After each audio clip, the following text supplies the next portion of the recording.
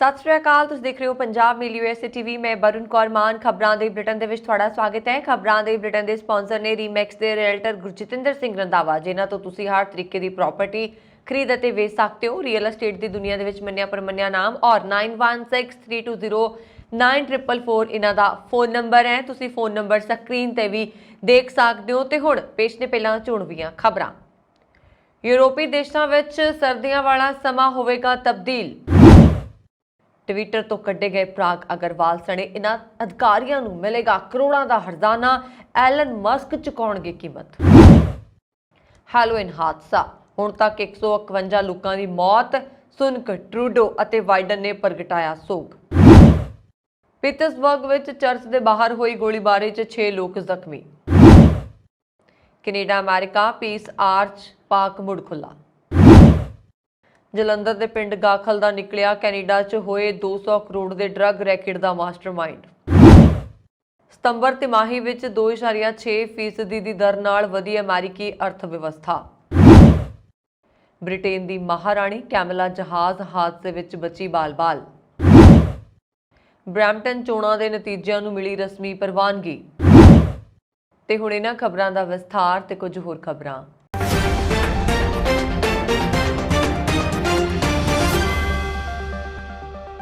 European union के निर्देशों के अनुसार सारे यूरोपीयन देशों ਦੀਆਂ गर्मियां ਤੇ सर्दियों का समा साल 2001 तो एकसार बदलिया जाता है। हर साल मार्च और अक्टूबर महीने पूरे यूरोप का टाइम टेबल बदलण के लिए नियम जारी होंगे ने। भाव कदे 1 घंटा पिछे चलिया जाता है और कदे 1 घंटा अगे आ जाता है। इस बार भी 29-30 अक्टूबर की रात तो यूरोप ਦੀਆਂ सारियां घड़ियां 1 घंटा पिछे हो जाणगियां। साल के मार्च महीने के आखिरी शनिवार नूं रात 2 बजे यूरोप ਦੀਆਂ तमाम घड़ियां 1 घंटे के लिए अगे आ जांदियां ने। भाव जेकर घड़ी अनुसार रात नूं 2 बजे होणगे तां उन्हां नूं दिन समझिया जांदा है अते इह टाइम इस तरह ही अक्टूबर महीने के आखिरी शनिवार तक चलता रहिंदा है। इस तरह हुण जदों 29 तो 30 अक्टूबर की रात 3 बजे होणगे तां उस नूं रात के 2 बजे समझिया जाएगा ते यूरोप ਦੀਆਂ तमाम घड़ियां 1 घंटे लिए पिछे कर लईआं जाणगियां। ਜਿਹੜੀਆਂ ਘੜੀਆਂ ਤਾਂ ਕੰਪਿਊਟਰਾਈਜ਼ਡ ਨੇ ਉਹ ਤਾਂ ਆਪਣੇ ਆਪ ਸਾਲ ਵਿੱਚ 2 ਵਾਰ 1 ਘੰਟੇ ਲਈ ਕਦੇ ਅੱਗੇ ਅਤੇ ਕਦੇ ਪਿੱਛੇ ਚਲੀਆਂ ਜਾਂਦੀਆਂ ਨੇ। ਪਰ ਜਿਹੜੀਆਂ ਕੰਪਿਊਟਰਾਈਜ਼ਡ ਘੜੀਆਂ ਨਹੀਂ ਹਨ ਉਹਨਾਂ ਨੂੰ ਸਭ ਲੋਕ ਆਪ ਅੱਗੇ ਪਿੱਛੇ ਕਰ ਲੈਂਦੇ ਨੇ। ਜੇਕਰ ਗੱਲ ਕਰੀਏ ਇੰਡੀਆ ਨਾਲ ਸਮੇਂ ਦੇ ਬਦਲਾਅ ਦੀ, ਜਿੱਥੇ ਪਹਿਲਾਂ ਇਹ ਫਰਕ 3.5 ਘੰਟੇ ਦਾ ਸੀ, ਅੱਜ ਤੋਂ ਇਹ 4.5 ਘੰਟੇ ਦਾ ਫਰਕ ਹੋਏਗਾ। ਜਿਵੇਂ ਟਵਿੱਟਰ ਦੇ ਮਾਲਕ ਬਣੇ ਐਲਨ ਮਸਕ ਨੇ ਕੰਪਨੀ ਦੇ 3 ਉੱਚ ਅਧਿਕਾਰੀਆਂ ਨੂੰ ਬਰਖਾਸਤ ਕਰ ਦਿੱਤਾ। ਇਨ੍ਹਾਂ ਚੋਂ 2 ਅਧਿਕਾਰੀ ਭਾਰਤੀ ਮੂਲ ਦੇ ਨੇ। ਨੌਕਰੀ ਤੋਂ ਕੱਢੇ ਗਏ 3 ਅਧਿਕਾਰੀਆਂ ਨੂੰ ਐਲਨ ਮਸਕ ਕਰੋੜਾਂ ਰੁਪਏ ਦਾ ਹਰਜਾਨਾ ਅਦਾ ਕਰਨਗੇ। ਮਸਕ ਨੇ ਸਭ ਤੋਂ ਪਹਿਲਾਂ ਭਾਰਤੀ ਮੂਲ ਦੇ ਪ੍ਰਾਗ ਅਗਰਵਾਲ ਨੂੰ CEO ਦੇ ਅਹੁਦੇ ਤੋਂ ਹਟਾ ਦਿੱਤਾ ਅਤੇ ਖੁਦ ਇਹ ਅਹੁਦਾ ਸੰਭਾਲ ਲਿਆ। ਮਸਕ ਹੁਣ ਟਵਿੱਟਰ ਦੇ ਅੰਤਰਿਮ CEO ਬਣ ਗਏ ਨੇ। ਬਲੂਮਬਰਗ ਦੀ ਇੱਕ ਰਿਪੋਰਟ ਦੇ ਅਨੁਸਾਰ ਮਸਕ ਪ੍ਰਾਗ ਅਗਰਵਾਲ ਸਮੇਤ 3 ਪ੍ਰਮੁੱਖ ਟਵਿੱਟਰ ਐਗਜ਼ੀਕਿਊਟਿਵਸ ਨੂੰ ਲਗਭਗ $100 ਮਿਲੀਅਨ ਦਾ ਹਰਜਾਨਾ ਅਦਾ ਕਰਨਗੇ। ਇਨ੍ਹਾਂ ਵਿੱਚ ਪ੍ਰਾਗ ਅਗਰਵਾਲ ਨੂੰ $50 ਮਿਲੀਅਨ, ਟਵਿੱਟਰ ਦੇ CFO ਨੇਡ ਸੇਗਲ ਨੂੰ $37 ਮਿਲੀਅਨ ਅਤੇ ਵਿਜੇ ਗੱਡੇ ਜੋ ਕੰਪਨੀ ਦੇ ਕਾਨੂੰਨੀ ਨੀਤੀ ਟਰਸਟ ਅਤੇ ਸੁਰੱਖਿਆ ਦੇ ਮੁਖੀ ਸਨ ਨੂੰ $17 ਮਿਲੀਅਨ ਜਾਂ ਲਗਭਗ 140 ਕਰੋੜ ਰੁਪਏ ਦਿੱਤੇ ਜਾਣਗੇ। ट्विटर के मालक बन गए ने एलॉन मस्क। एलॉन मस्क ने अपने ट्विटर बायो विच प्लेटफॉर्म के मुखी होने का जिक्र भी कर दिता सी। इस दौरान ट्विटर के CEO प्राग अग्रवाल नूं अहुदे तो हटा दिता गया सी। अमेरिकी मीडिया रिपोर्टां के मुताबक CEO प्राग अग्रवाल दे नाल पॉलिसी चीफ विजय गडगड़े नूं भी बर्खास्त कर दिता गया। मीडिया रिपोर्टां के मुताबक प्राग समेत सीनियर अधिकारियों नूं भी सान फ्रांसिस्को हैडकुआटर तो हटा दिता गया। इन्हां अधिकारियों दे विच CFO नेड सेगल भी शामिल ने। दरअसल 13 अप्रैल नूं एलन मस्क ने ट्विटर नूं खरीदण दा ऐलान कीता सी। उन्हां ने इस प्लेटफॉर्म नूं 54.2% शेयर की दर दे नाल 44 बिलियन विच खरीदण की पेशकश की सी, यानी कि $44 बिलियन। दक्षिणी कोरिया की राजधानी सियोल विच हैलोविन दौरान भीड़ वालों तंग गली विच वड़न की कोशिश करन तो बाद मची भगदड़ च मरण वालियां की गिणती बढ़ के 151 हो गई है। जबकि 82 होरां दा इलाज जारी है। अधिकारियों ने जानकारी दी है इस घटना कारण पूरी दुनिया विच सोग दी लहर है। ब्रिटेन के नवे प्रधानमंत्री चुने गए ऋषि सुनक, अमेरिकी राष्ट्रपति जो बाइडन अते कैनेडियन प्रधानमंत्री जस्टिन ट्रूडो समेत कई ग्लोबल नेतावां ने इस घटना ते सोग जताया है। एमरजेंसी कर्मचारियों ते राहगीरां ने शनिवार नूं राजधानी दे इटावोन जिले विच भगदड़ तो बाद सड़क ते पए लोकां नूं साह लैण दी कोशिश कीती और सियोल दे योंगसान फायर डिपार्टमेंट दे मुखी ਦੇ ਅਨੁਸਾਰ ਮਰਨ ਵਾਲੇ ਅਤੇ ਜ਼ਖਮੀਆਂ ਵਿੱਚ ਜ਼ਿਆਦਾਤਰ 20 ਸਾਲ ਦੇ ਬਾਲਗ ਅਤੇ ਨੌਜਵਾਨ ਸਨ। ਉਹਨਾਂ ਨੇ ਕਿਹਾ ਕਿ ਮਰਨ ਵਾਲਿਆਂ ਵਿੱਚ 19 ਵਿਦੇਸ਼ੀ ਵੀ ਸ਼ਾਮਲ ਨੇ ਜਿਨ੍ਹਾਂ ਦੀ ਨਾਗਰਿਕਤਾ ਤੁਰੰਤ ਨਹੀਂ ਦੱਸੀ ਗਈ। ਜ਼ਖਮੀਆਂ ਚੋਂ 19 ਦੀ ਹਾਲਤ ਉਦੋਂ ਤੱਕ ਹਜੇ ਵੀ ਨਾਜ਼ੁਕ ਬਣੀ ਹੋਈ ਸੀ ਜਦੋਂ ਤੱਕ ਇਹ ਖਬਰ ਲਿਖੀ ਗਈ ਸੀ। ਇਸ ਲਈ ਮਰਨ ਵਾਲਿਆਂ ਦੀ ਗਿਣਤੀ ਹੋਰ ਵੀ ਵੱਧ ਸਕਦੀ ਹੈ। ਦੇਸ਼ ਦੇ ਸਭ ਤੋਂ ਵੱਡੇ ਆਊਟਡੋਰ ਹੈਲੋਵੀਨ ਜਸ਼ਨ ਦੇ ਲਈ ਇਟੇਵਨ ਵਿਖੇ ਲਗਭਗ 1 ਲੱਖ ਲੋਕ ਇਕੱਠੇ ਹੋਏ। ऋषि सुनक ने कहा, अज रात सियोल तो बुरी खबर आई। साडे सारे विचार इस नाजुक समय ते मौजूद जवाब देण वालियां ते सारे दक्षिणी कोरिया दे लोकां दे नाल ने। कैनेडियन प्रधानमंत्री जस्टिन ट्रूडो ने कहा, कैनेडियन लोकां दी तरफों मैं सियोल विच एक घातक भगदड़ तो बाद दक्षिणी कोरिया दे लोकां प्रति अपनी डूंगी हमदर्दी भेज रहा। मैं इस त्रासदी तो प्रभावित सारे लोकां बारे सोच रहा अते जो जख्मी होए ने उन्हां दे जल्दी अते पूरी तरह ठीक होण दी कामना कर रहा। जो बाइडन ने ट्वीट किया है कि जिल अते मैं सियोल विच अपने अजीज़ां नूं गवाउण वालियां दे परिवारां प्रति डूंगी हमदर्दी प्रगट करदे हां। ਅਸੀਂ कोरिया गणराज ਦੇ ਲੋਕਾਂ ਨਾਲ ਆਪਣੀ ਹਮਦਰਦੀ ਪ੍ਰਗਟ ਕਰਦੇ ਹਾਂ ਅਤੇ ਸਾਰੇ ਜ਼ਖਮੀਆਂ ਦੇ ਜਲਦੀ ਠੀਕ ਹੋਣ ਦੀ ਕਾਮਨਾ ਕਰਦੇ ਹਾਂ। ਸੰਯੁਕਤ ਰਾਜ ਅਮਰੀਕਾ ਇਸ ਦੁਖਦਾਈ ਸਮੇਂ ਵਿੱਚ ਕੋਰੀਆ ਗਣਰਾਜ ਦੇ ਨਾਲ ਖੜਾ ਹੈ। ਪਿਟਸਬਰਗ ਵਿੱਚ ਇੱਕ ਚਰਚ ਦੇ ਬਾਹਰ ਹੋਈ ਗੋਲੀਬਾਰੀ 'ਚ ਘੱਟੋ-ਘੱਟ 6 ਲੋਕ ਜ਼ਖਮੀ ਹੋ ਗਏ। ਪਿਟਸਬਰਗ ਦੇ ਪੁਲਿਸ ਕਮਾਂਡਰ ਰਿਚਰਡ ਫੋਰਡ ਅਨੁਸਾਰ ਜਿਸ ਸਮੇਂ ਗੋਲੀਬਾਰੀ ਹੋਈ ਚਰਚ ਵਿੱਚ ਇੱਕ ਮ੍ਰਿਤਕ ਦੀਆਂ ਅੰਤਮ ਰਸਮਾਂ ਚੱਲ ਰਹੀਆਂ ਸਨ। ਉਹਨਾਂ ਨੇ ਕਿਹਾ ਕਿ ਜ਼ਖਮੀਆਂ 'ਚੋਂ ਇੱਕ ਦੀ ਹਾਲਤ ਗੰਭੀਰ ਹੈ ਪਰੰਤੂ ਉਹ ਵੀ ਸਥਿਰ ਹਾਲਤ 'ਚ ਹੈ। ਬਾਕੀ ਜ਼ਖਮੀਆਂ ਦਾ ਵੀ ਹਸਪਤਾਲ ਦੇ ਵਿੱਚ ਇਲਾਜ ਚੱਲ ਰਿਹਾ। ਉਹਨਾਂ ਨੇ ਕਿਹਾ ਕਿ ਇਹ ਘਟਨਾ ਸੋਚੀ ਸਮਝੀ ਯੋਜਨਾ ਦਾ ਹਿੱਸਾ ਲੱਗਦੀ ਹੈ ਕਿਉਂਕਿ ਜ਼ਖਮੀ ਹੋਏ ਕੁਝ ਲੋਕ ਅੰਤਿਮ ਰਸਮਾਂ ਵਿੱਚ ਸ਼ਾਮਲ ਸਨ। सरी शहर नाल लगदे कैनेडा अमेरिका बॉर्डर उपर पीस आर्च प्रोविंशियल पार्क लगभग 2.5 साल बाद बंद रहण उपरंत आखिर सैलानियां लई मुड़ खोल दिता गया। यह पार्क कैनेडा वाले पासियों साउथ सरी अते वाशिंगटन दे ब्लेन शहरां विचकार सरहद ते स्थित है जो 11 मार्च 2020 ਨੂੰ कोविड-19 महामारी की घोषणा उपरंत ब्रिटिश कोलंबिया के होर सारे सूबाई पार्कों वांग बंद कर दिता गया सी अते कोविड पाबंदियां खत्म होने तो बाद अमेरिका वाले पासियों जीरो आवरी उपर स्थित पार्क पहले ही खोलिया जा चुका है। कैनेडा के ओंटारियो की पील रीजनल पुलिस वालों 3 पंजाबियों को गिरफ्तार करके उन्होंने तो 200 करोड़ रुपए तो वध की ड्रग्स बरामद करने के मामले जलंधर के पिंड गाखल का गुरदीप सिंह उर्फ दीपा गाखल मुख सरगना निकलिया। फिलहाल दीपा के भरा मेजर सिंह की भूमिका की भी जांच की जा रही है। इस तो इलावा दीपा गाखल के मोबाइल की WhatsApp तो कैनेडियन पुलिस नूं पिंड गाखल के वसनीक अमरीक गाखल जो कि अमेरिका का नागरिक सी दे भी शक्की ऑडियो संदेश मिले सन जिसनूं कैनेडा पुलिस के कहण ते अमेरिकी पुलिस ने हवाई अड्डे तो गिरफ्तार कर लिया। भावें अमरीक सिंह गाखल कोलों कोई नशे वाला पदार्थ बरामद नहीं होया पर कैनेडियन पुलिस की जांच विच पता लग्या है कि अमरीक सिंह दीपा गाखल लई कोरिया दा काम करता सी और जिस कारण उसनूं जमानत भी मिल गई सी। दीपा गाखल के पिता स्वर्गीय अवतार सिंह वासी गाखल पिंड काफ़ी समय तो दुबई विच रहे जिस कारण घर का खर्चा चल रहा सी पर करीब 16 साल पहला दीपे का वड्डा भरा मेजर सिंह कनेडा चला गया। उसने उत्थों की एक पंजाबी लड़की के नाल विआह करवाया, सिरिंग इवेंट करवा के कमाई करनी शुरू कर दी और उस तो बाद मेजर सिंह उत्थे सैट हो गया ते उसने अपने भरा दीपे नूं भी बुला लिया।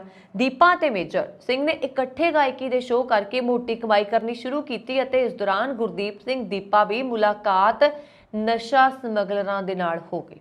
उसदे रहण सहण वेख के दीपा काफ़ी प्रभावित होया अते हौली हौली उसने अपने साथियों नाल मिल के नशा समगलिंग का काम शुरू कर दिता। इस सारी जानकारी उत्थों दी पुलिस वालों दी गई है। दीपा ने फिर अपने भरा मेजर सिंह नाल मिल के पार्टनर्स दे विच फ्रेंड्स फर्नीचर नां दी कंपनी खोली। इस दी आड़ विच उसने अमेरिका कनेडा सरहद ते वड्डे पद्धर ते नशियां दी समगलिंग शुरू कर दी। करीब 13 साल पहला दीपा वापस भारत आया अते नेड़ले पिंड दी एक लड़की नाल प्रेम विआह करवा के उसनूं भी कैनेडा लै गया।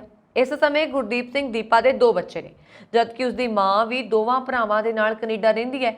ਕੁਝ ਸਮਾਂ ਪਹਿਲਾਂ ਮੇਜਰ ਸਿੰਘ ਨੇ ਆਪਣੀ ਪਾਰਟਨਰਸ਼ਿਪ ਖਤਮ ਕਰ ਲਈ ਅਤੇ ਗਾਖਲ ਦੇ ਰਹਿਣ ਵਾਲੇ ਵਿਅਕਤੀ ਨਾਲ ਕਰ ਲਈ। ਦੀਪਾ ਕਾਫੀ ਸਮੇਂ ਤੋਂ ਨਸ਼ਾ ਸਮਗਲਿੰਗ ਦਾ ਕੰਮ ਕਰ ਰਿਹਾ ਸੀ। ਪਿੰਡ ਗਾਖਲ ਦੇ ਦੀਪਾ ਦਾ ਹੀ ਜਾਣਕਾਰ ਅਮਰੀਕ ਸਿੰਘ ਅਮਰੀਕਾ ਦਾ ਨਾਗਰਿਕ ਹੈ, ਜਿਸ ਨੂੰ ਇਸਨੇ ਕਾਰੋਬਾਰ ਵਿੱਚ ਕੋਰੀਅਰ ਬॉय ਵਜੋਂ ਉਤਾਰਿਆ। ਅਮਰੀਕਾ ਤੋਂ ਡਰੱਗਸ ਖਰੀਦ ਕੇ ਉਹ ਕੈਨੇਡਾ 'ਚ ਸਪਲਾਈ ਕਰਨ ਲਈ ਅਮਰੀਕ ਸਿੰਘ ਦੀ ਮਦਦ ਲੈਂਦਾ ਸੀ। ਦੱਸਿਆ ਜਾ ਰਿਹਾ ਹੈ ਕਿ ਦੀਪਾ ਲੰਬੇ ਸਮੇਂ ਤੋਂ ਇਸ ਕਾਰੋਬਾਰ ਵਿੱਚ ਹੈ। ਪਿੰਡ ਦੇ ਲੋਕਾਂ ਦੇ ਮੁਤਾਬਕ ਦੀਪਾ 15 ਸਾਲਾਂ ਤੋਂ ਕੇਵਲ 2 ਵਾਰ ਭਾਰਤ ਆਇਆ ਸੀ। ਆਖਰੀ ਵਾਰ ਉਹ 1 ਅਪ੍ਰੈਲ 2018 ਨੂੰ ਭਾਰਤ ਆਇਆ, ਜਿੱਥੇ ਉਸਨੇ ਆਪਣੇ ਪਿੰਡ ਗਾਖਲ 'ਚੋਂ ਇੱਕ ਕਬੱਡੀ ਮੈਚ ਕਰਵਾਇਆ ਤੇ ਦੀਪਾ ਇੱਕ ਪ੍ਰਮੋਟਰ ਵਜੋਂ ਮੌਜੂਦ ਸੀ। ਦੀਪਾ ਗਾਖਲ ਦੇ ਪਰਿਵਾਰਾਂ ਦਾ ਪਿੰਡ ਦੇ ਲੋਕਾਂ ਦਾ ਬਹੁਤ ਚੰਗਾ ਅਕਸ ਹੈ।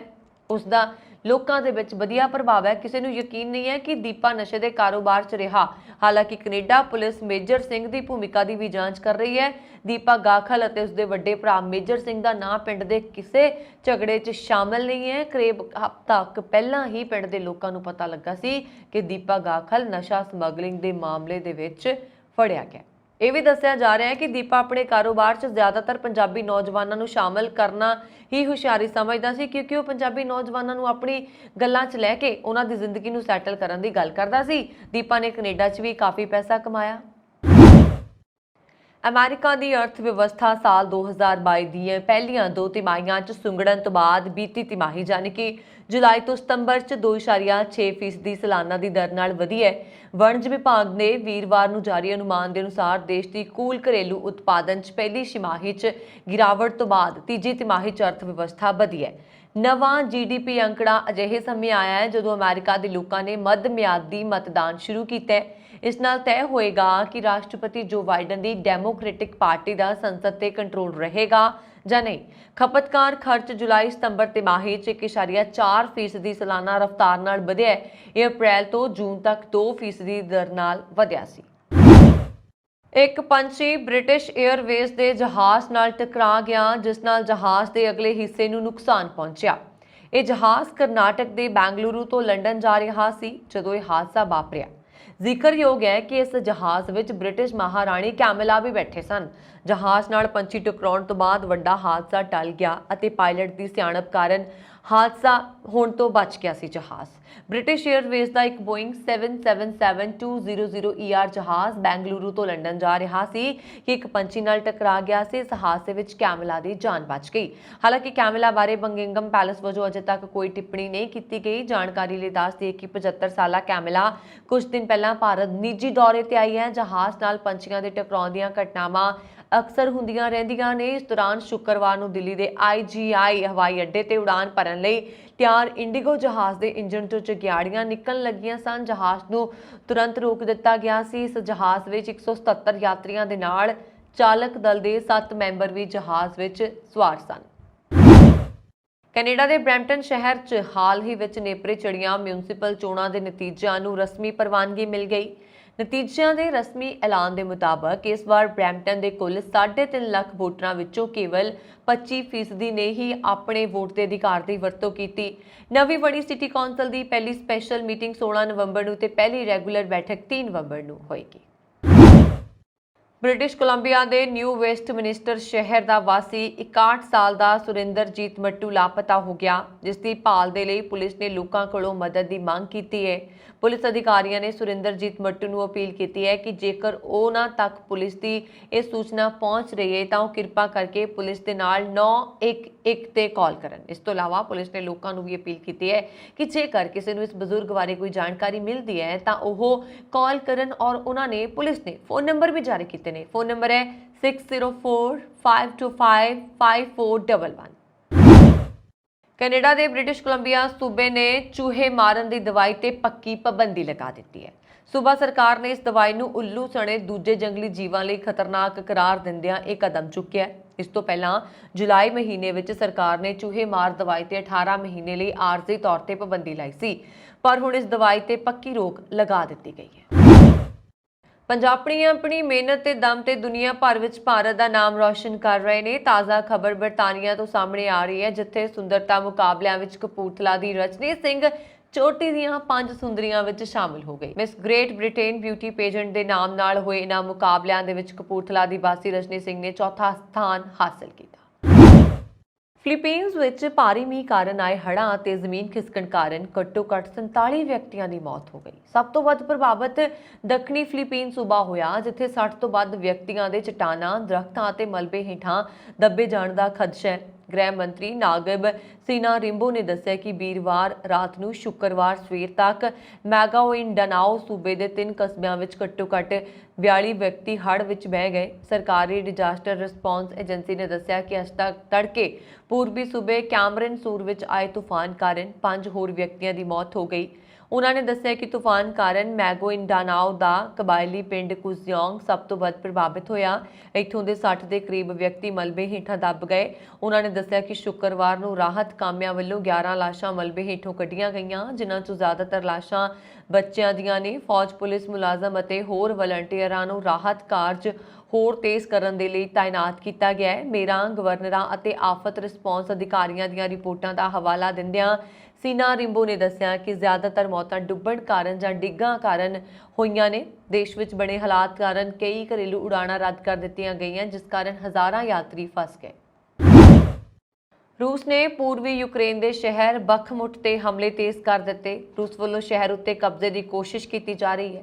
ਮਾਸਕੋ ਰੂਸ ਨਾਲ ਲੱਗਦੇ ਪੂਰੇ ਡੋਨਬਾਸ ਖੇਤਰ ਉੱਤੇ ਕਬਜ਼ਾ ਕਰਨਾ ਚਾਹੁੰਦਾ ਹੈ।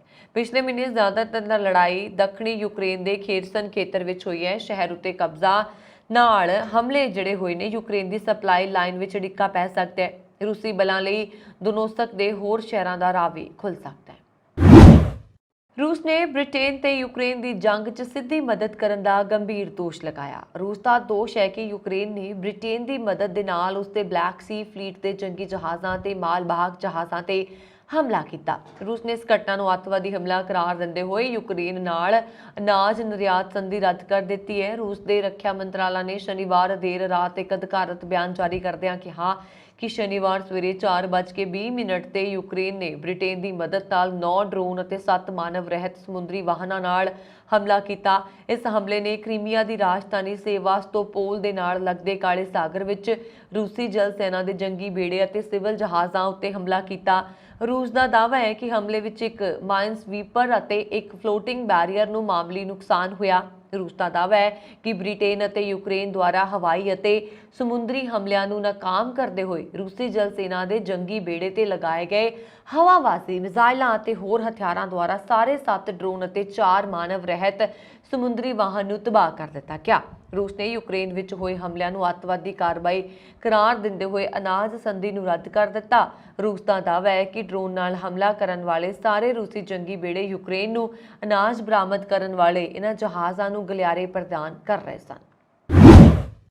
ਸੋਮਾਲੀਆ ਦੀ ਰਾਜਧਾਨੀ ਮੋਗਾਦਿਸ਼ੂ ਵਿੱਚ 2 ਬੰਬ ਧਮਾਕੇ ਹੋਏ। ਇਸ ਧਮਾਕੇ ਵਿੱਚ ਘੱਟੋ-ਘੱਟ 100 ਲੋਕਾਂ ਦੀ ਮੌਤ ਹੋ ਗਈ, ਜਦਕਿ 300 ਲੋਕ ਜ਼ਖਮੀ ਹੋਏ ਹਨ। ਦੇਸ਼ ਦੇ ਰਾਸ਼ਟਰਪਤੀ ਹਸਨ ਸ਼ੇਖ ਮੁਹੰਮਦੀ ਨੇ ਐਤਵਾਰ ਸਵੇਰੇ ਇੱਕ ਬਿਆਨ ਜਾਰੀ ਕਰਕੇ ਜਾਣਕਾਰੀ ਦਿੱਤੀ। ਇਸ ਜ਼ਬਰਦਸਤ ਧਮਾਕੇ ਉਸ ਖੇਤਰ ਵਿੱਚ ਹੋਏ ਜਿੱਥੇ ਸਿੱਖਿਆ ਮੰਤਰਾਲੇ ਸਮੇਤ ਕਈ ਸਰਕਾਰੀ ਦਫ਼ਤਰ ਸਥਿਤ ਨੇ। ਇਹ ਇਲਾਕਾ ਬਹੁਤ ਭੀੜ ਵਾਲਾ ਹੈ। ਅਧਿਕਾਰੀਆਂ ਨੇ ਦੱਸਿਆ ਕਿ ਧਮਾਕਾ ਸ਼ਨੀਵਾਰ ਦੁਪਹਿਰ ਨੂੰ ਹੋਇਆ, ਜਿਸ ਵਿੱਚ ਬੱਚਿਆਂ ਸਮੇਤ ਸੈਂਕੜੇ ਨਾਗਰਿਕ ਮਾਰੇ ਗਏ। ਮੋਗਾਦਿਸ਼ੂ ਵਿੱਚ ਇਹ ਹਮਲਾ ਉਸ ਦਿਨ ਹੋਇਆ ਜਦੋਂ ਰਾਸ਼ਟਰਪਤੀ, ਪ੍ਰਧਾਨ ਮੰਤਰੀ ਅਤੇ ਹੋਰ ਸੀਨੀਅਰ ਅਧਿਕਾਰੀ ਹਿੰਸਕ ਕੱਟੜਪੰਥ ਦਾ ਮੁਕਾਬਲਾ ਕਰਨ ਦੇ ਲਈ ਮੀਟਿੰਗ ਕਰ ਰਹੇ ਸਨ। ਸੋਮਾਲੀਆ ਦੀ ਰਾਸ਼ਟਰੀ ਸਮਾਚਾਰ ਏਜੰਸੀ ਦੇ ਮੁਤਾਬਕ ਪੁਲਿਸ ਦੇ ਬੁਲਾਰੇ ਸਾਦਿਕ ਨੇ ਕਿਹਾ ਕਿ 2 ਕਾਰ ਬੰਬ ਧਮਾਕੇ ਹੋਏ। ਹਸਪਤਾਲ ਦੇ ਸਟਾਫ ਨੇ ਸ਼ਨੀਵਾਰ ਤੱਕ 30 ਲਾਸ਼ਾਂ ਦੀ ਗਿਣਤੀ ਦੱਸੀ ਸੀ। ਅਲ-ਕਾਇਦਾ ਨਾਲ ਜੁੜਿਆ ਅਲ-ਸ਼ਬਾਬ ਸਮੂਹ ਅਕਸਰ ਰਾਜਧਾਨੀ ਮੋਗਾਦਿਸ਼ੂ ਨੂੰ ਨਿਸ਼ਾਨਾ ਬਣਾਉਂਦਾ ਹੈ। ਇਸ ਤੋਂ ਪਹਿਲਾਂ 2017 ਚ ਅਲ-ਸ਼ਬਾਬ ਸਮੂਹ ਵੱਲੋਂ ਵੱਡਾ ਧਮਾਕਾ ਕੀਤਾ ਗਿਆ ਸੀ, ਜਿਸ ਵਿੱਚ 500 ਤੋਂ ਵੱਧ ਲੋਕ ਮਾਰੇ ਗਏ ਸਨ। ਹੁਣ ਤੱਕ ਕਿਸੇ ਨੇ ਵੀ ਇਸ ਹਮਲੇ ਦੀ ਜ਼ਿੰਮੇਵਾਰੀ ਨਹੀਂ ਲਈ ਹੈ ਔਰ ਰਾਸ਼ਟਰਪਤੀ ਹਸਨ ਸ਼ੇਖ ਮੁਹੰਮਦ ਨੇ ਹਮਲੇ ਨੂੰ ਬੇਰਹਿਮ ਅਤੇ ਕਾਇਰਤਾਪੂਰਨ ਕਰਾਰ ਦਿੰਦੇ ਹੋਏ ਅਲ-ਸ਼ਬਾਬ ਸਮੂਹ ਤੇ ਦੋਸ਼ ਲਗਾਇਆ। ਮਦੀਨਾ ਹਸਪਤਾਲ ਦੇ ਇੱਕ ਵਲੰਟੀਅਰ ਹਸਨ ਉਸਮਾਨ ਨੇ ਕਿਹਾ ਕਿ ਹਸਪਤਾਲ ਵਿੱਚ ਲਿਆਂਦੇ ਗਏ ਘੱਟੋ-ਘੱਟ 30 ਮਰਨ ਵਾਲਿਆਂ ਵਿੱਚੋਂ ਜ਼ਿਆਦਾਤਰ ਔਰਤਾਂ ਨੇ। ਆਮੀਨ ਐਂਬੂਲੈਂਸ ਸੇਵਾ ਨੇ ਕਿਹਾ ਕਿ ਉਹ ਘੱਟੋ-ਘੱਟ 35 ਜ਼ਖਮੀਆਂ ਨੂੰ ਹਸਪਤਾਲ ਲੈ ਕੇ ਗਈ ਸੀ ਔਰ ਅਬਦੁਰਾਜ਼ਾਕ ਹਸਨ, ਜੋ ਕਿ ਹਮਲੇ ਵੇਲੇ 100 ਮੀਟਰ ਦੀ ਦੂਰੀ ਤੇ ਸੀ, ਨੇ ਕਿਹਾ ਕਿ ਪਹਿਲਾ ਧਮਾਕਾ ਸਿੱਖਿਆ ਮੰਤਰਾਲਾ ਦੇ ਘੇਰੇ ਦੀ ਕੰਧ ਤੇ ਹੋਇਆ, ਜਿੱਥੇ ਸੜਕ ਵਿਕਰੇਤਾ ਕੰਮ ਕਰਦੇ ਨੇ। ਘਟਨਾ ਸਥਾਨ ਤੇ ਮੌਜੂਦ ਇੱਕ ਐਸੋਸੀਏਟਿਡ ਪ੍ਰੈਸ ਰਿਪੋਰਟਰ ਨੇ ਦੱਸਿਆ ਕਿ ਦੂਜਾ ਧਮਾਕਾ ਦੁਪਹਿਰ ਨੂੰ ਇੱਕ ਵਿਅਸਤ ਰੈਸਟੋਰੈਂਟ ਦੇ ਸਾਹਮਣੇ ਹੋਇਆ। ਫਾਈਨੈਂਸ਼ੀਅਲ ਐਕਸ਼ਨ ਟਾਸਕ ਫੋਰਸ ਦੀ ਸਲੇਟੀ ਸੂਚੀ ਤੋਂ ਪਾਕਿਸਤਾਨ ਦੇ ਬਾਹਰ ਹੋਣ ਤੋਂ ਬਾਅਦ ਸੰਯੁਕਤ ਰਾਸ਼ਟਰ ਦੇ ਸੀਨੀਅਰ ਕਿਸੇ ਅਧਿਕਾਰੀ ਦਾ ਇਹ ਪਹਿਲਾ ਬਿਆਨ ਹੈ। Executive directorate of counter terrorism committee the senior ਕਾਨੂੰਨੀ ਅਧਿਕਾਰੀ ਸਵੇਤਲਾਨਾ ਮਾਰਟੀਨੋਵਾ ਨੇ ਕਿਹਾ ਕਿ ਪਾਕਿਸਤਾਨ ਤੇ ਅਜੇ ਵੀ ਨਜ਼ਰ ਰੱਖੀ ਜਾ ਰਹੀ ਹੈ। ਸੰਯੁਕਤ ਰਾਸ਼ਟਰ ਦੀ ਅੱਤਵਾਦ ਵਿਰੋਧੀ ਬੈਠਕ ਵਿੱਚ ਸ਼ਨੀਵਾਰ ਨੂੰ ਕਿਹਾ ਗਿਆ ਹੈ ਕਿ ਸੁਰੱਖਿਆ ਪਰਿਸ਼ਦ ਦੇ ਪ੍ਰਸਤਾਵ ਦੀ ਪਾਲਣਾ ਨੂੰ ਯਕੀਨੀ ਬਣਾਉਣ ਦੇ ਲਈ ਸੰਯੁਕਤ ਰਾਸ਼ਟਰ ਦੀਆਂ ਸੰਸਥਾਵਾਂ ਦੁਆਰਾ ਸਾਰੇ ਦੇਸ਼ਾਂ ਤੇ ਲਗਾਤਾਰ ਨਜ਼ਰ ਰੱਖੀ ਜਾਂਦੀ ਹੈ। ਪਾਕਿਸਤਾਨ ਵਰਗੇ ਦੇਸ਼ਾਂ 'ਚ ਅੱਤਵਾਦ ਨੂੰ ਰੋਕਣ ਦੇ ਲਈ ਸੰਯੁਕਤ ਰਾਸ਼ਟਰ ਹਮੇਸ਼ਾ ਇਸ ਤੇ ਨਜ਼ਰ ਰੱਖਦਾ ਹੈ। ਸਵੇਤਲਾਨਾ ਨੇ ਕਿਹਾ ਕਿ ਸੰਯੁਕਤ ਰਾਸ਼ਟਰ ਦੇ ਨਿਯਮਾਂ ਦੇ ਮੁਲਾਂਕਣ ਅਤੇ ਪਾਲਣਾ ਲਈ ਅੱਤਵਾਦ ਵਿਰੋਧੀ ਵਿੱਤ ਦੀ ਲਗਾਤਾਰ ਸਮੀਖਿਆ ਕੀਤੀ ਜਾਂਦੀ ਹੈ। ਉਹਨਾਂ ਨੇ ਕਿਹਾ ਕਿ ਨਿਗਰਾਨੀ ਦੇਸ਼ ਦੇ ਦੌਰੇ ਡੈਸਕ ਸਮੀਖਿਆ ਆਦਿ ਦੇ ਰੂਪ ਵਿੱਚ ਕੀਤੀ ਜਾਂਦੀ ਹੈ। ਸੰਯੁਕਤ ਰਾਸ਼ਟਰ ਕੋਲ ਸਮਰਪਿਤ ਡੈਸਕ ਅਧਿਕਾਰੀ ਨੇ ਜੋ ਦੁਨੀਆ ਦੇ ਹਰ ਦੇਸ਼ ਨੂੰ ਕਵਰ ਕਰਦੇ ਨੇ। ਕੈਨੇਡੀਅਨ ਪਾਰਲੀਮੈਂਟ ਦੇ ਹਾਊਸ ਆਫ ਕਾਮਨਸ ਵਿਖੇ ਪਾਰਲੀਮੈਂਟ ਮੈਂਬਰਾਂ ਨੇ ਰੈਜ਼ੀਡੈਂਸ਼ੀਅਲ ਸਕੂਲਾਂ ਵਿੱਚ ਔਰ ਈਸਾਈ ਕੈਥੋਲਿਕ ਚਰਚਾਂ 'ਚ ਵੱਲੋਂ ਕੈਨੇਡੀਅਨ ਮੂਲ ਨਿਵਾਸੀ ਬੱਚਿਆਂ ਦੇ ਕਤਲੇਆਮ ਦੇ ਵਰਤਾਰੇ ਨੂੰ ਨਸਲਕੁਸ਼ੀ ਵਜੋਂ ਮਾਨਤਾ ਦੇਣ ਦੀ ਮੰਗ ਕਰਨ ਵਾਲੇ ਪ੍ਰਸਤਾਵ ਨੂੰ ਸਰਬਸੰਮਤੀ ਨਾਲ ਮਨਜ਼ੂਰ ਕਰ ਲਿਆ। ਵਿਨੀਪੈਗ ਤੋਂ ਐਨਡੀਪੀ ਮੈਂਬਰ ਪਾਰਲੀਮੈਂਟ ਲਿਹਾ ਗੈਜ਼ਨ ਨੇ ਵੀਰਵਾਰ ਨੂੰ ਪ੍ਰਸ਼ਨ ਕਾਲ ਤੋਂ ਬਾਅਦ ਇਹ ਮੋਸ਼ਨ ਪੇਸ਼ ਕੀਤਾ।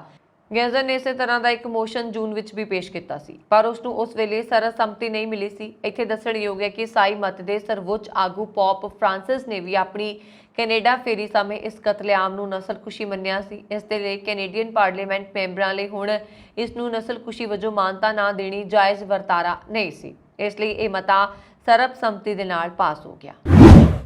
ਰੂਸ ਦੇ ਰਾਸ਼ਟਰਪਤੀ ਵਲਾਦੀਮੀਰ ਪੁਤਿਨ ਨੇ ਕਿਹਾ ਹੈ ਕਿ ਦੁਨੀਆ ਦੂਸਰੀ ਵਿਸ਼ਵ ਜੰਗ ਤੋਂ ਬਾਅਦ ਹੁਣ ਤੱਕ ਦੇ ਸਭ ਤੋਂ ਖਤਰਨਾਕ ਦਹਾਕੇ 'ਚੋਂ ਲੰਘ ਰਹੀ ਹੈ।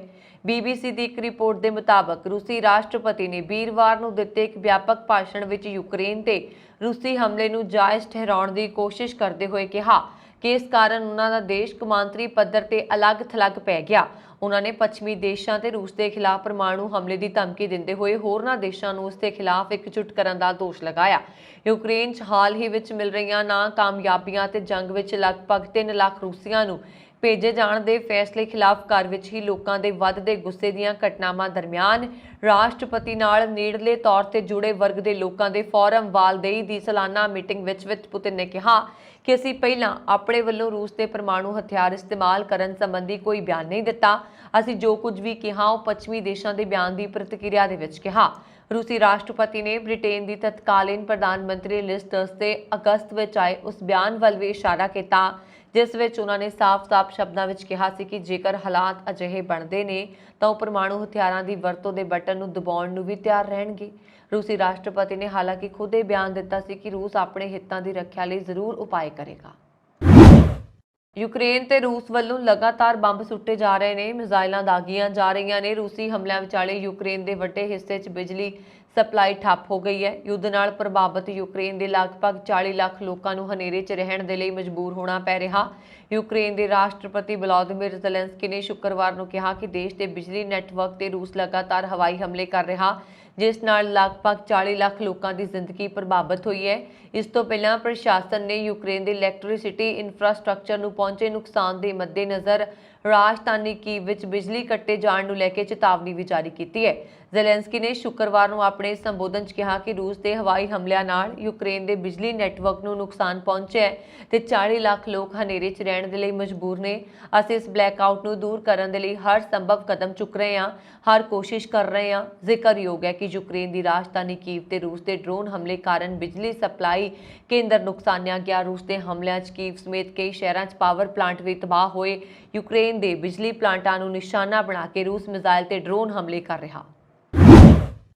ਪਾਕਿਸਤਾਨ ਦੀ ਰਾਜਨੀਤੀ ਵਿੱਚ ਆਇਆ ਭੁਚਾਲ ਸ਼ਾਂਤ ਹੁੰਦਾ ਨਜ਼ਰ ਨਹੀਂ ਆ ਰਿਹਾ। ਪ੍ਰਧਾਨ ਮੰਤਰੀ ਸ਼ਹਿਬਾਜ਼ ਸ਼ਰੀਫ, ਸਾਬਕਾ ਪ੍ਰਧਾਨ ਮੰਤਰੀ ਇਮਰਾਨ ਖਾਨ ਵਿਚਾਲੇ ਕੋਈ ਸਹਿਮਤੀ ਨਹੀਂ ਬਣੀ। ਪ੍ਰਧਾਨ ਮੰਤਰੀ ਸ਼ਹਿਬਾਜ਼ ਸ਼ਰੀਫ ਨੇ ਕਿਹਾ ਕਿ DGISI ਨੇ ਉਹਨਾਂ ਨੂੰ ਭਰੋਸੇ ਵਿੱਚ ਲੈ ਕੇ ਇੱਕ ਪ੍ਰੈਸ ਕਾਨਫਰੰਸ ਕੀਤੀ।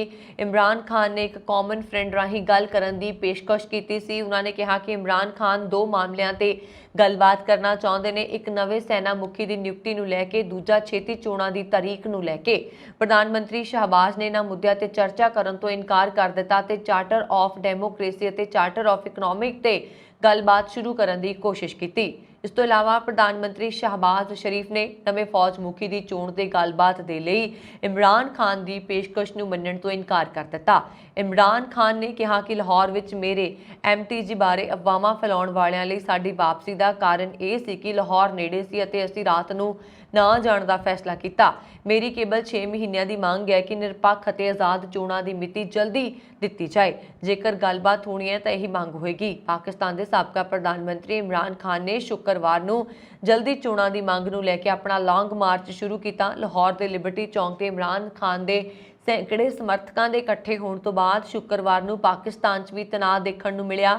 ਸਾਬਕਾ ਪ੍ਰਧਾਨ ਮੰਤਰੀ ਇਮਰਾਨ ਖਾਨ ਇਹ ਮਾਰਚ ਇਸ ਲਈ ਕੱਢ ਰਹੇ ਨੇ ਤਾਂ ਕਿ ਸਰਕਾਰ ਤੇ ਦਬਾਅ ਬਣਿਆ ਤੇ ਉਹਨਾਂ ਨੂੰ ਜਲਦੀ ਆਮ ਚੋਣਾਂ ਦੀਆਂ ਤਰੀਕਾਂ ਦਾ ਐਲਾਨ ਕਰਨਾ ਚਾਹੀਦਾ ਹੈ। PTI ਮੁਖੀ ਇਮਰਾਨ ਖਾਨ 4 ਨਵੰਬਰ ਨੂੰ ਇਸਲਾਮਾਬਾਦ ਪਹੁੰਚਣ ਦੀ ਯੋਜਨਾ ਬਣਾ ਰਹੇ ਨੇ। ਜਰਮਨੀ ਦੀ ਸਰਕਾਰ ਬਾਲਗਾਂ ਦੇ ਲਈ ਮਨੋਰੰਜਕ ਉਪਯੋਗ ਲਈ ਗਾਂਜੇ ਨੂੰ ਜਾਇਜ਼ ਕਰਨ ਦੀ ਯੋਜਨਾ ਬਣਾ ਰਹੀ ਹੈ। ਜੇਕਰ ਸਭ ਕੁਝ ਠੀਕ ਰਿਹਾ ਤਾਂ ਇੱਕ ਨਿਸ਼ਚਿਤ ਮਾਤਰਾ ਵਿੱਚ ਗਾਂਜਾ ਰੱਖਣ ਦੇ ਲਈ ਇੱਥੇ ਕਾਨੂੰਨੀ ਤੌਰ ਤੇ ਜਾਇਜ਼ ਹੋਏਗਾ। ਹਾਲਾਂਕਿ ਇਸ ਨਵੇਂ ਕਾਨੂੰਨ ਦੇ ਕਈ ਵੇਰਵਿਆਂ ਤੇ ਕੰਮ ਕੀਤਾ ਜਾਣਾ ਬਾਕੀ ਹੈ। CNN ਦੇ ਮੁਤਾਬਕ ਜਰਮਨੀ ਸਰਕਾਰ ਬਾਲਗਾਂ ਲਈ ਦੇ ਮਨੋਰੰਜਕ ਭੰਗ ਦੀ ਇੱਕ ਨਿਸ਼ਚਿਤ ਮਾਤਰਾ ਨੂੰ ਜਾਇਜ਼ ਬਣਾਉਣ ਦੇ ਲਈ ਸਹਿਮਤ ਹੋ ਗਈ ਹੈ। ਹਾਲਾਂਕਿ ਇਸ ਕਾਨੂੰਨ ਦੇ ਪੇਸ਼ ਹੋਣ ਤੋਂ ਪਹਿਲਾਂ ਜਰਮਨੀ ਸਰਕਾਰ ਨੂੰ ਯੂਰਪੀ ਸੰਘ ਦੇ ਕਾਨੂੰਨ ਨਾਲ ਤਾਲਮੇਲ ਸਥਾਪਿਤ ਕਰਨਾ ਹੋਏਗਾ। ਜੇਕਰ ਅਜਿਹਾ ਹੁੰਦਾ ਹੈ ਤਾਂ ਯੂਰਪੀ ਦੇਸ਼ਾਂ ਵਿੱਚ ਜਰਮਨੀ ਅਜਿਹਾ ਕਰਨ ਵਾਲਾ ਪਹਿਲਾ ਦੇਸ਼ ਹੋ ਜਾਏਗਾ। ਚਾਂਸਲਰ ਓਲਾਫ ਸਕੋਲਜ਼ ਦੀ ਕੈਬਨਿਟ ਨੇ ਗਾਂਜੇ ਦੀ ਨਿਸ਼ਚਿਤ ਮਾਤਰਾ ਨੂੰ ਜਾਇਜ਼ ਕਰਨ ਦੀ ਪ੍ਰਵਾਨਗੀ ਨੂੰ ਮਨਜ਼ੂਰੀ ਦੇ ਦਿੱਤੀ ਹੈ। ਇਹ ਸਨ ਹੁਣ ਤੱਕ ਦੀਆਂ ਖਬਰਾਂ। ਮੈਨੂੰ ਵਰੁਣ ਕੌਰ ਮਾਨ ਨੂੰ ਦਿਓ ਆਗਿਆ ਤੇ ਹੋਰ ਖਬਰਾਂ ਦੇ ਲਈ ਸਾਡਾ YouTube ਚੈਨਲ ਪੰਜਾਬ ਮੇਲ USA TV ਜ਼ਰੂਰ ਸਬਸਕ੍ਰਾਈਬ ਕਰੋ। ਸ਼ੁਕਰੀਆ। ਸਤਿ ਸ਼੍ਰੀ ਅਕਾਲ।